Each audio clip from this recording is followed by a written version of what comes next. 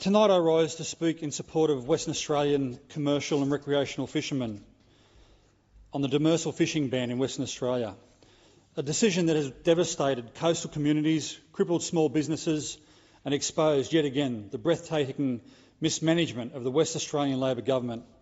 The fishing ban came out of the blue for fishermen that have invested their lives in creating multi-generational businesses that provide fresh fish for West Aussies. One Nation has been fighting this fishing ban from the day Labor dropped it on West Australian families without warning and without consultation. Without warning, the Labor government imposed restrictions on demersal fishing across huge stretches of our coastline. These bans were announced with no warning, no consultation and no credible transition plan for the people whose livelihoods depend on the fishing industry. For generations, commercial, charter and recreational fishers have worked responsibly under regulated quotas. They have invested millions in boats, equipment and local supply chains, and overnight the state Labor government pulled the rug out from under them. Along our coastline, fishing is not a hobby, it is the backbone of the local economy. Families who built their lives around the ocean and supplying West Aussies with fresh local fish are now staring down the barrel of financial ruin. My friend, the Honourable Rod Caddies, member of the Legislative Council representing One Nation in Western Australia, has been on the road supporting these families. Some of the stories he has heard are in Geraldton, shark fisherman John Hyman climbed onto the roof of the Fisheries Office on the 16th of February and chained himself there, swallowed the keys and said he is going broke and the government just hangs up on him. In Kalbarri, Phil de Groot has supplied fresh fish to restaurants for 4 decades and now sits idle while his business bleeds. Steve Eli bought a new tackle shop in Kalbarri just days before the ban.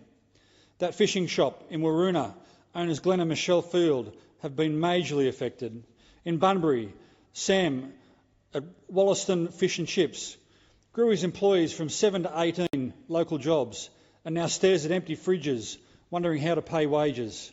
Also in Bunbury is Rod Van Oosten from Millard Marine.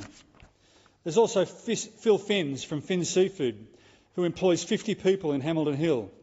He's now having to import 4 to 5 tonnes of fish per week from New Zealand. This has led to a 30 to 40% wholesale price rise and has led to people no longer choosing to put fish on the menu. These are only a few stories of the people affected.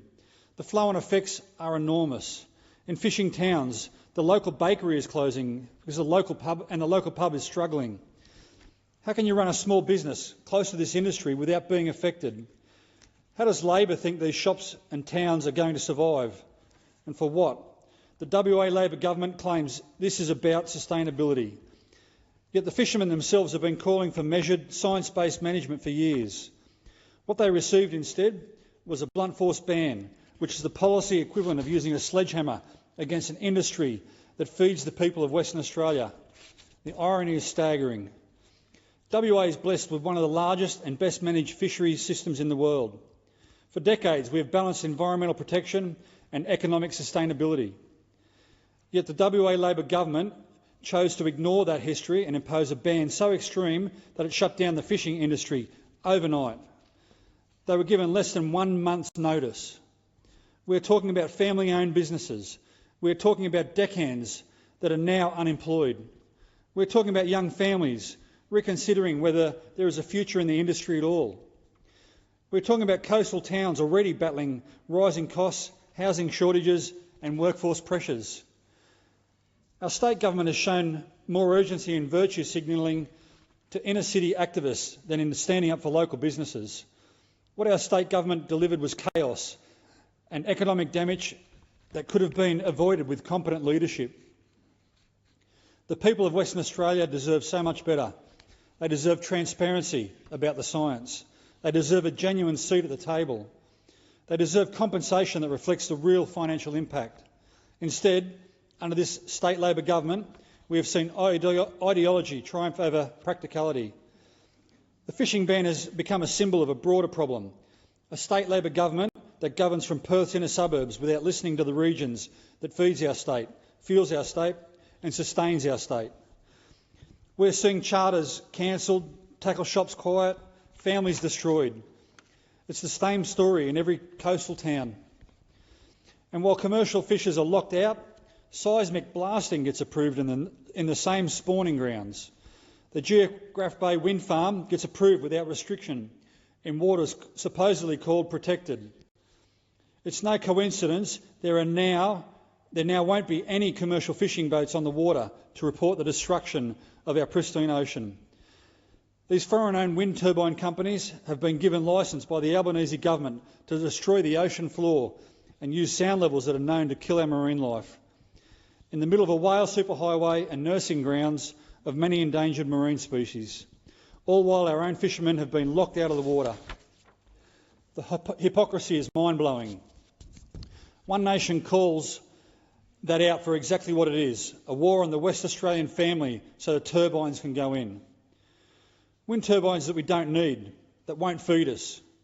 Wind turbines that will weaken our national defence by creating radar clutter. One nation will back every Western Australian who just wants a fair go on the water. These decisions will not be forgotten by the thousands of West Australians who feel abandoned by the very government that claims to represent them. The ocean has sustained our communities for generations. I urge our state government to go back to the drawing board. Western Australia can have a sustainable fisheries and thriving regional communities. What we cannot afford is continued mismanagement by a state Labor government that refuses to listen to the people. Once these fishing families are gone, they won't be coming back. Enjoy your imported fish, WA Labor. Authorised by Pauline Hanson, 12 Baronia Road, Brisbane.